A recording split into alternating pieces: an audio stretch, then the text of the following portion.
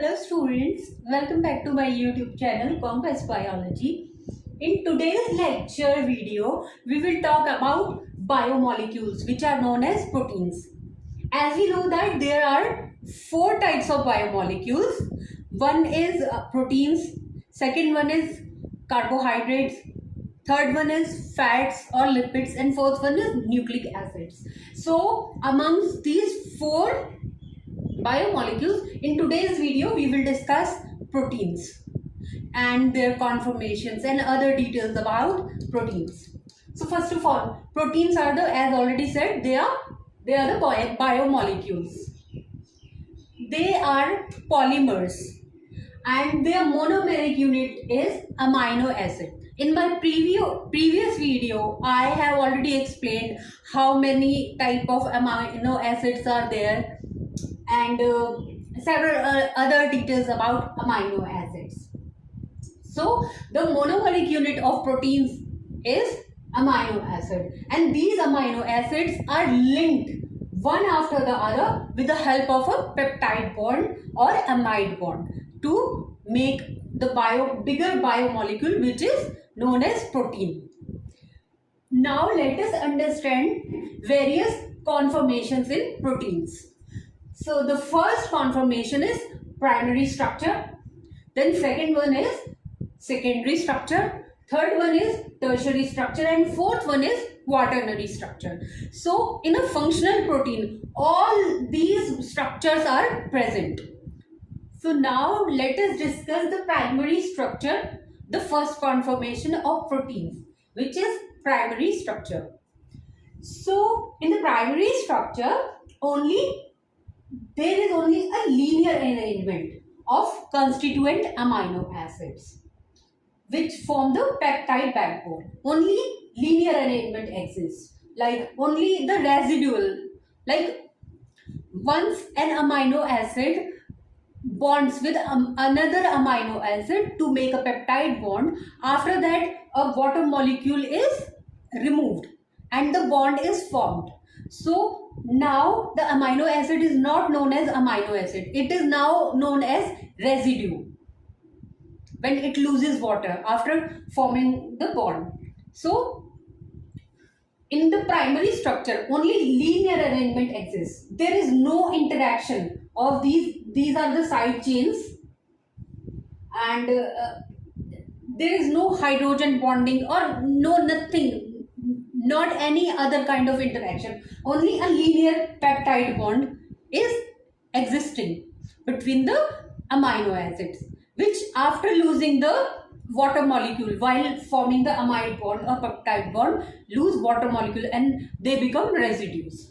So like this is alanine, lysine, glutamine, arginine, valine. So they are connected back to back and there is no other interaction, only a single peptide bond.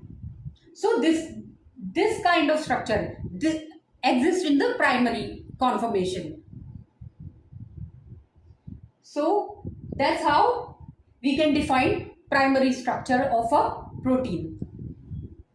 Now let us discuss secondary structure in a protein molecule.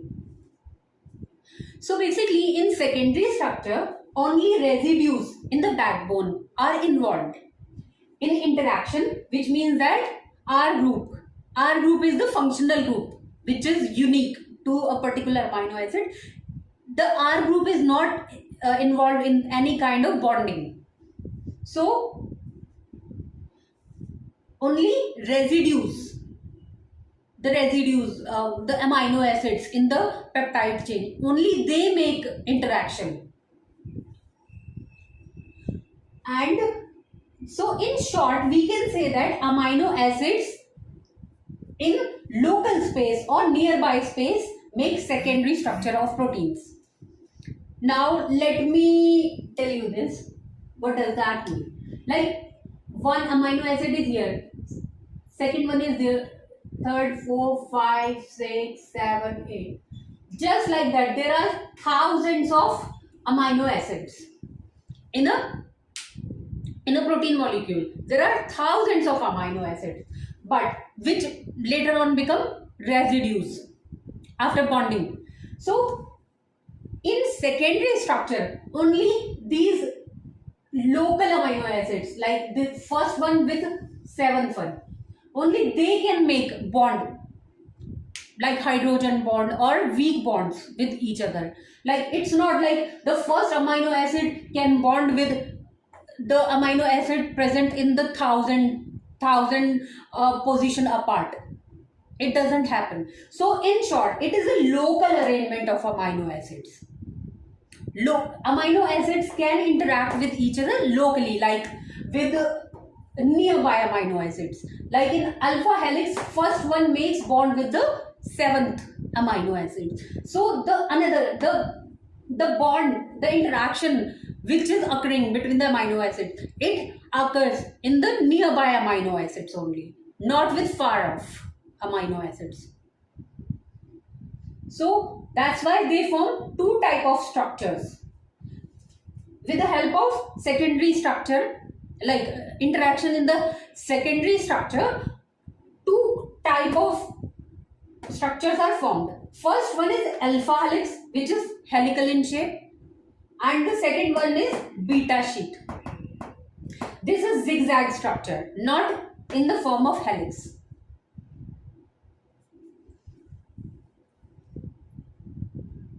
So that's about secondary structure. We will learn more about secondary structures, like how they interact and how the hydrogen bonds are formed between the nearby amino acids. So we will understand that later. So this is a rough idea of a secondary structure. Now let us understand the tertiary structure of a protein. So a tertiary structure is actually a 3D structure of protein. It is not a linear arrangement or something, like it's not 2D. It is proper 3D structure. So in this kind of structure, in this kind of a conformation, global spatial arrangement of amino acids is involved. Global means like now the amino acids or residues do not interact locally, like first with seventh. In this kind of structure, an amino acid present at first position can interact with the amino acid present at the 350th position. Like they are far off, but still they can interact. It's not a local arrangement now. It is a global arrangement, like large, bigger arrangement. And in these kind of interactions, the R group, which makes an amino acid unique, which imparts unique properties to an amino acid, the R group, which is, so the R group of one amino acid can interact with the another amino acid which is present at a very far off position. So now the arrangement is not local, it is a global arrangement. So because of this kind of interaction, the protein tends to fold even more, because primary structure is already there, secondary structure is like alpha helix and beta sheet already exist over there. But now since more interaction is involved with the help of the R group, that too with a very far off amino acid, so the protein chain tends to fold even more. So in these kind of structures, we get a more folded structure, and the amino acids can interact globally. That is too far off amino acids, and now the residues are not involved in the interaction. It is actually the R group, the side chain of the amino acid, which makes the interaction with a very far amino acid. So that is a brief description of a tertiary structure present within a protein. So now we can also understand this thing, that in a tertiary structure, the bonds are actually very strong, like strong type of bonds are made. It's not a hydrogen or weak bond. Even ionic bond can be made. And sulfide bond can be made.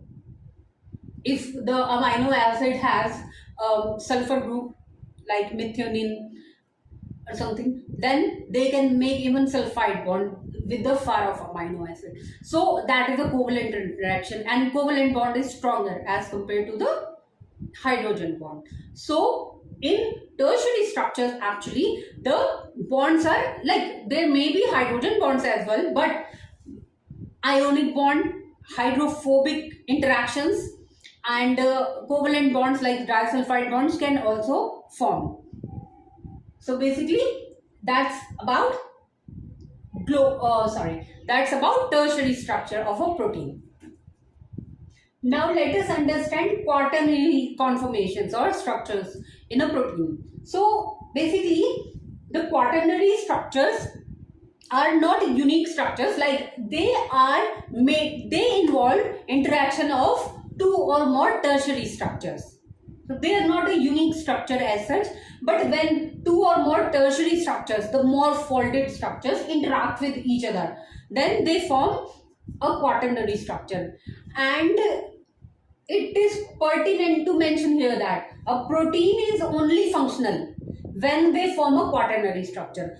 Primary structure, secondary structure, and a tertiary structure. If a protein has these three structures, then it is not functional. They are just the starting point of forming a functional protein. But a protein is functional only if it is quaternary in structure. Only I have heard of only one protein which is functional in its tertiary form. Otherwise, rest of the proteins which are functional, like hemoglobin in our body, it is also a quaternary structure. So quaternary structures are the only functional forms of proteins. It's just that primary, secondary, and tertiary structures help in attaining quaternary structure. But the protein becomes functional only if it is quaternary. For example, like we have hemoglobin. It has two alpha chains and two beta polypeptide chain, right? So the alpha chain here, it is a tertiary structure. Like one alpha chain is one tertiary structure, and another alpha chain is another tertiary structure. Likewise, one beta chain is one tertiary structure, and another one is another beta chain, beta polypeptide chain, which is present in the hemoglobin. It is one. So basically a quaternary structure, which is hemoglobin. Hemoglobin is a protein, as we know, and it is a quaternary structure of a protein, and it is made up of four tertiary structures of proteins and one heme group. Like heme group is present here, for example, then alpha and beta chains are present here. So this is the hemoglobin itself is a quaternary structure, which is the constituents in which are four tertiary structures, two beta structures and two alpha structures. So these four tertiary protein molecules make one quaternary structure, which is hemoglobin, by combining with a heme group. So I hope it is clear to you. The various conformations of proteins are clear to you.